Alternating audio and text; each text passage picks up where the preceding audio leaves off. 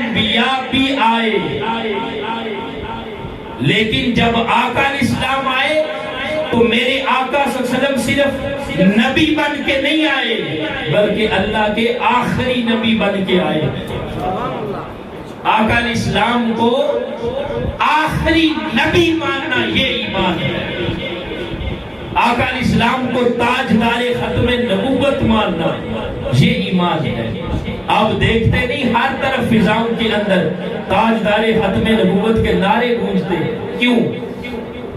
یہی راز ہے کہ آقا علیہ السلام صرف اللہ کے نبی نہیں بلکہ اللہ کے آخری نبی ہیں، اور یہ جو شان اللہ نے اپنے محبوب کو عطا کی ہے، شان مظہریت عطا کی، شان عالمگیریت عطا کی، شان دائمیت عطا کی، شان ہماگیریت عطا کی، جس محبوب کی یہ شانیں ہوں اس نبی کے ہوتے ہوئے اگر کوئی جھوٹا نبوت کا دعویٰ کرتا ہے تو وہ کذاب، بے ایمان اور دجال ہوگا۔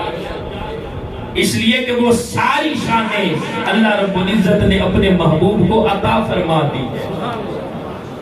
بلکہ جب میرے آقا صلی اللہ علیہ وسلم کی ولادت ہونے لگی، جب میرے آقا صلی اللہ علیہ وسلم اس مادر گیتی پر جب جلوہ گر ہونے لگے تو اس وقت مکہ کے اندر ایک یہودی آیا، تاجر، یہودی تاجر آیا، اور اس نے اہل مکہ سے پوچھا کہ آج قریش کے ہاں ہاشم کے گھر کوئی بچہ تو نہیں پیدا ہوا،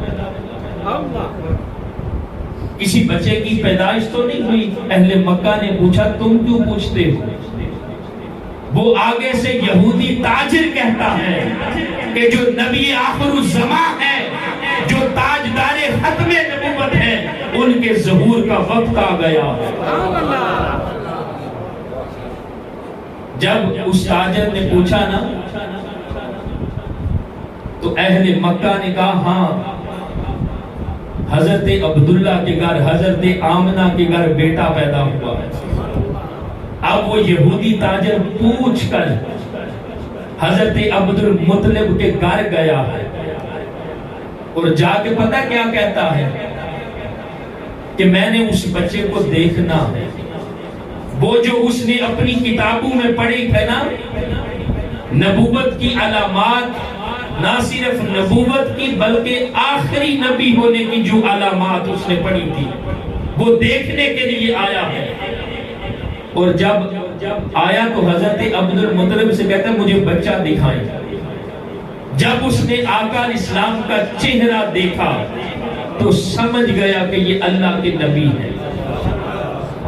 اب وہ حضرت عبد المطلب سے کیا کہتا ہے مجھے اس بچے کی ذرا پشت دکھلائیں۔ کیوں؟ حضرت عبد المطلب نے پوچھا کہ تم پشت کیوں دیکھنا چاہتے؟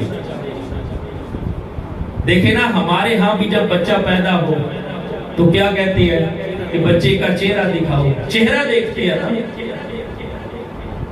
خواتین آتی ہیں چہرہ دیکھتی ہیں، نان کے داد کے بچے کا چہرہ دیکھتے ہیں، کچھ کہتا ہے نانے پہ گیا ہے، کچھ حصہ نان کو کا ڈال دیتے ہیں، کچھ حصہ دادو کا ڈال دیتے ہیں، چہرہ دیکھ کے پہچانتے ہیں نا۔ تو دوستان محترم اس نے چہرہ جب دیکھا تو پہچان گیا کہ یہ اللہ کے نبی ہیں، لیکن اب اس نے یہ دیکھنا تھا کہ یہ جو ہم نے اپنی کتابوں میں پڑھا ہے کہ یہ اللہ کے آخری نبی ہیں۔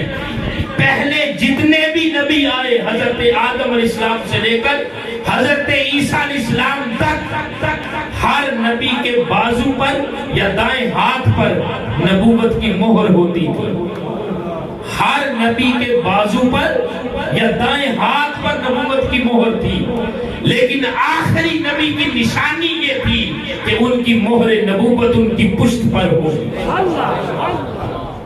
اب اس یہودی تاجر نے جب حضرت عبد المطلب سے پوچھا نا کہ مجھے اس بچے کی ذرا پشت دکھلائی، جب پشت دکھلائی تو وہ جو یہودی تاجر تھا وہ گش کھا کے نیچے گرا، بے ہوش ہو گیا۔ حضرت عبد المطلب آقا علیہ السلام کو لے کے اندر گئے اور جب باہر آئے تو اس یہودی تاجر کے چہرے پر پانی چھڑکا، اس کو ہوش آیا اور پوچھا کہ تو پشت کو دیکھ کر بے ہوش کیوں ہوا ہے؟ بے ہوش کیوں ہوا؟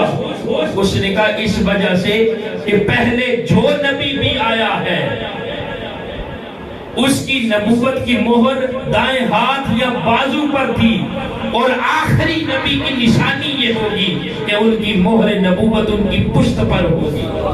اور جب میں نے دیکھی مہر نبوت، بے ہوش اس لیے ہوا ہوں کہ یہ نبی آخر الزمان، یہ تاجدار ختم نبوت، یہ بنی اسرائیل سے نہیں آئے، یہ بنی اسماعیل سے آئے۔ زندہ باد زندہ باد تاجدار ختم نبوت، زندہ باد زندہ باد، لبیک لبیک لبیک یا رسول اللہ، لبیک لبیک لبیک یا رسول اللہ، لبیک لبیک لبیک یا رسول اللہ، لبیک۔ تو دوستان محترم، آقا کریم علیہ السلام صرف اللہ کے نبی نہیں بلکہ آخری نبی ہے۔